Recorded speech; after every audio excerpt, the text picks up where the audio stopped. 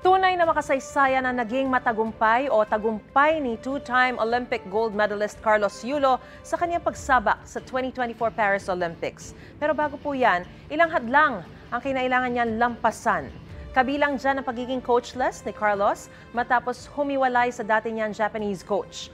Wala mang coach, naimbitahan naman si Carlos na mag-training sa Korea at sa British Gymnastics Center, kung saan niya nakasama ang kapwa podium finisher sa floor exercise finals na si Jake Jarman na isang Phil-Brit. Bago naman sumabak sa Olympics sa Pilipinas na nag-ensayo si Carlos sa gym ng Gymnastics Association of the Philippines. Kwento ng ilang atleta roon, inspirasyon nila si Yulo at sa kabila ng kanyang mga tagumpay, nanatili raw siyang mapagkumbaba.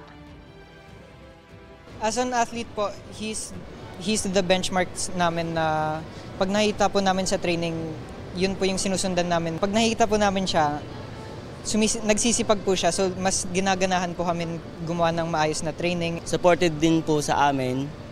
Ano po siya, humble po siya talaga. Hindi siya nakakalimot palagi sa team. Sobrang disiplinado sa lahat po ng bagay. Simula po sa pagkain, sa training. Sa pagbabalik sa Pilipinas si Carlos Yulo, nakatakdang bigyang pagkilala ng Kongreso ang kanyang tagumpay. Sa Senado, may inihaing resolusyon para bigyan ng Senate Medal of Excellence si Carlos para sa kanyang outstanding at historic na pagkapanalo. Kabilang naman sa cash incentives na matatanggap ni Carlos ang 6 million pesos mula sa Kamara. Bukod dito, inihahanda ng Manila Local Government na bigyan ng Heroes Parade si Carlos.